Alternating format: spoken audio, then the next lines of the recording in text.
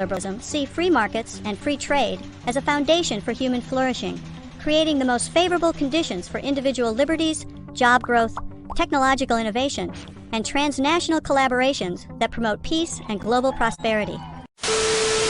In my opinion, capitalism is the pandemic.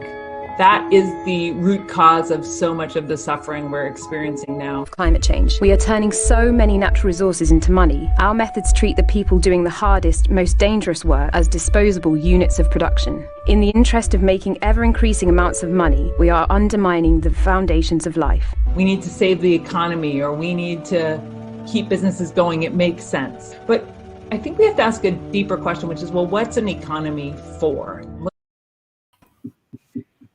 Good morning, everyone, and welcome to today's discussion program on JSJC TV. Today, we'll be discussing about whether or not there are alternatives to neoliberal capitalism. The coronavirus pandemic has shown several global capitalism structural flaws, whether it is increased inequalities or failure of government to safeguard the most vulnerable from COVID-19 health and socioeconomic effects. To further this discussion, we have our esteemed panelists with us today, Dr. Pavan Gadhok, Professor Tejpavan Gadhok. He's the Professor of Practice and Vice Dean of Jindal Global Business School. Dr. Pavan is a successful entrepreneur with a solid track record of investor returns and successful exits in a variety of industries, including startups, fast growth, and turnarounds. In simpler terms, he knows in and out about capitalism. Welcome, Professor Gadhok. Thank you. It's a pleasure to be here. Then we have Dr. Milindo Chakrabarti. He has over 27 years of national and international experience as a professor of microeconomics, international trade and business, environmental economics, Indian economics, and development economics. He has extensive policy creation and implementation experience, as well as broad expertise and understanding in a variety of sectors, including natural resources, structural resources, and rural development, and so on. Welcome, Professor Milindo Chakrabarti. Thank you, Sanika. So my first question goes to you. Since you have a very big background on economics, what do you think is the state of neoliberal capitalism in this world today? Well, that's a very interesting question, and I would like to caution my viewers and everybody here that the idea of so-called neoliberal capitalism is not a very fixed idea. They are like the COVID virus. There have been several mutants which have come up over the years. The main fundamental idea as it evolved in the context of neoliberal capitalism was started when the Keynesianism gradually fall into disrepute. And the idea was that the state, which was carrying out three very interesting functions in the society, in the economy. Number one, production. Number two, investment. And number three, redistribution of resources. And the idea was that gradually, through these mutations of neoliberalism over the years from 70s, gradually the states were asked to relieve themselves of these three functions. First, they were suggested to go for reduction in their investment function, then gradually to go for a reduction in their production function, and also along with that, as the time progressed, their redistribution function were also reduced to a large extent. So this was the mutation that we observed from 70s till late 2008. With the globalization simultaneously taking the process together, in 2008, there was a crisis to capitalism. And this crisis to capitalism added a function to the state, which was not earlier thought to be a part of neoliberalism. That was the insurance function. that the state has a role to play in ensuring the private capital and find a way out. As they said, some of the banks are too big to fall. So they were now considered as an ally to help the private sector, market capitalism, to be insured against the crisis. So we have to understand neoliberalism from this perspective. And we are right now in a situation where the insurance function of the state is more emphasized on. And as a result, uh, even you will find in terms of the popular democratic process, people have started talking about the state taking up the first three functions, which were gradually dissolved. Professor, you mentioned the 2008 economic crisis. Do you think that it has the economic meltdown that happened in 2008? Do you think there's a similarity between the situation right now? Like the capitalism has seen a fall, which wasn't expected from anyone, since it is considered such a rigid and reliant system. Yes, the point is COVID as a very particular instance of the present day situation has opened up the eyes of the people that they are not safe if others are disturbed. Earlier, the idea was that for any medical purposes, if I can afford to go to a doctor and take the necessary medical help, I will take care of my health, and there is no danger to my existence on this earth. But COVID has shown that even if you are capable of taking care of the medical cost, COVID is something which can come to you from someone else. So if someone else is not safe from the virus, you are also not safe. So that created an urge and sort of a feeling that we should think of some of the commodities which cannot be provided by the market, and the state should come into the situation. And that also is the insurance function of the state. It is not the production or the investment function of the state. It is the insurance function of the state which came into the limelight, and the taxation function or the redistribution function also simultaneously came into the picture, but at a very lower degree. To hold on to that thought, Dr. Pavan, do you think that capitalists actually helped solving the situation of coronavirus? Because for me, I think if the state didn't come into the play, all the big businesses must have lost their track because of all the new responses that have been created in capitalism, in the state economy. No, I don't think capitalism can really be given much credit for solving any of the issues in response to the COVID crisis. I think most of the responses have been state driven. So, I mean, my interpretation of neoliberal capitalism would be largely leaving things to the market. And if you think about most of the effective responses, be they lockdowns, be they vaccine acceleration of vaccine development and approval, as well as distribution of vaccines into arms, none of those things have been done by the market forces. So I don't think you can attribute any significant kudos for effective response or any response, meaningful responses for the COVID crisis to neoliberalism, to capitalism. But I would also say that I think it would be too limiting a discussion if we only focus on the COVID crisis when we evaluate the issues about neoliberal capitalism and other alternatives to it, because the COVID crisis has really only accelerated many trends that were already underway for long periods of time. So, there are larger systemic issues at play that we should also evaluate. to hold on to the thought that we've seen that we are currently facing with the health crisis, we are currently facing with an economic meltdown at the back surface of a climate crisis.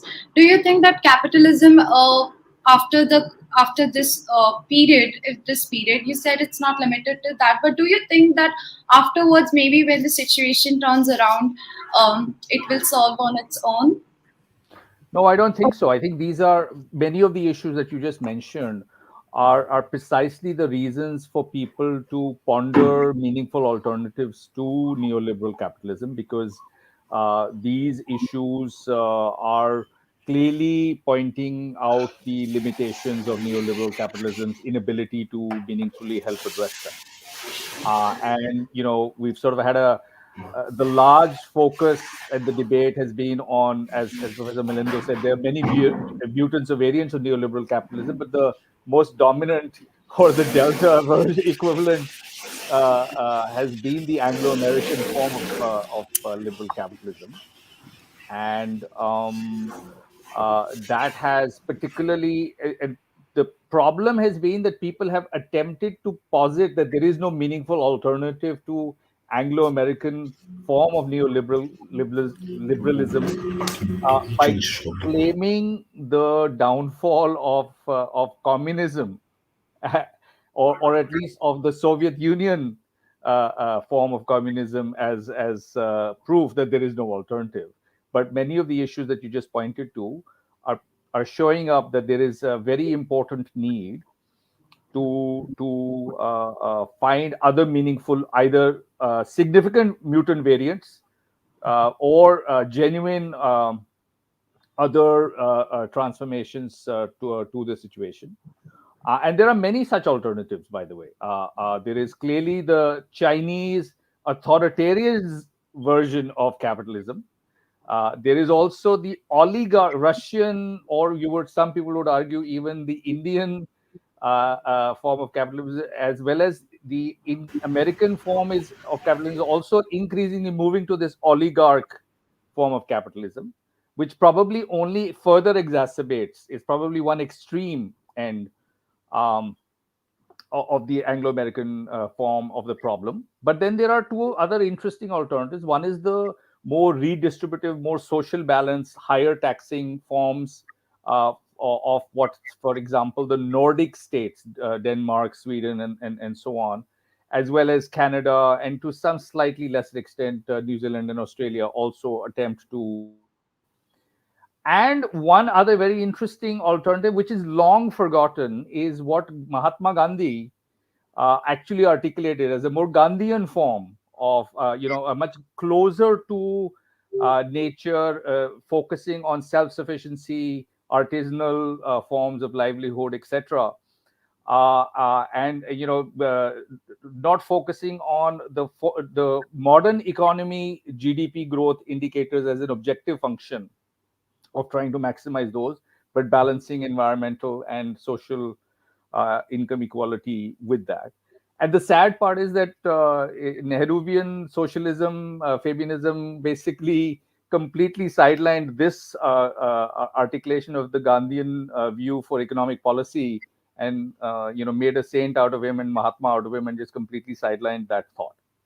So, but many places, I mean, so these are alternatives worth deliberating, because the answer to your question is that the conventional dominant form of neoliberal capitalism is not going to effectively enable an effective transition to a low carbon economy purely based on market forces. And Professor Milindo, what do you have to say about what Professor Gadhok pointed out, that how there are viable alternatives, but dating back to Gandhi and Nehru? Well, I cannot agree more than what Professor said. My understanding is you have to keep it well in mind the fact that market has been always characterized by two very important characteristics. Number one, it has got no time horizon. It does not consider what's going to happen tomorrow. It is only happy with maximization of profit and maximization of the objectives right today. Number two, market does not have any social horizon. It does not care about the social position of the consumers and the producers. So if an alternative is to be found within quote unquote market based capitalism, as the fellow speaker already told, gave you the idea of Chinese capitalism and the other forms of capitalism, or the Nordic form of capitalism, there were introduced some amount of either time horizon or social horizon, or in some case both of them. So, if an alternative is to be found out, there is no other alternative than considering the possibility of how to bring in the ideas of social horizon and time horizon. So, this is very, very important. And incidentally, I am engaged in two such uh, activities, one at the academic level and one at the operational level. In our school at JSGP, we have set up a Center for Sustainability, where we are working on a conceptual understanding of the social system and how can there be an alternative to it. The fundamental idea is that so far, if not for the more prominently during the last 300 years or so, our economic system was based on the sole idea of extracting resources, either extracting resources from nature, or extracting resources from another country, or extracting resources from individuals. So, this is the basis of the economic system that we developed, which later came out to be known as capitalism, is the foundation. And we have come to a situation where we have realized that this extractive perspective of resource gathering is not very, very conducive for a sustainable social system to be held together. And what Marx did was to take care of only the extraction from labor, but and in favor of capital, to look at that. But now this extraction has gone beyond that. Number one, extraction from nature was not considered to that extent by Marx. And now there has come another resource which is also becoming very powerful, that is knowledge. So we are also extracting knowledge from others to generate our resources. So we have to move from an era of extraction to an era of interlinkage across all these resources which create value. Land create value, labor create value, capital create value, knowledge create value. So they are to be interlinked, and unfortunately this interlinkage is not observable in the present system as we are having it.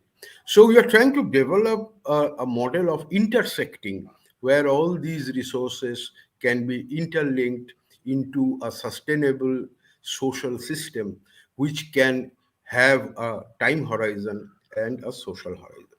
This is the academic part of it. The implementation part of it, I am associated with a group called Global Public Investment. So we are talking in terms of investments which can be global, which can be contributed to by all, and which will be beneficial to all. That can be used for health purposes, that can be used for education and other human capital requirements. So the idea is everyone contributes and everyone benefits. So the implementation process has started. And this can also be an operational alternative to the neoliberal capitalist market system. Thank you. You are You're on mute. You're on mute, Sanika. Thank you so much for your input. I'm Dr. Milindo, we really understand how the capitalism works. I'm afraid we are running a little short on time, so we might have to end our broadcast right now. I'm sure you both mailed me that you have prior engagements. Thank you so much for joining in today. I'm pretty sure that we have a very engaging and interesting discussion. And as for our viewers, thank you so much for tuning in. I hope this discussion was a help to you. And there are much more viable option to neoliberal capitalism that we know of today. As both of our professors told us, maybe we have a better chance to overcome the income disparity brought by this system. Thank you so much for joining in. Thank you.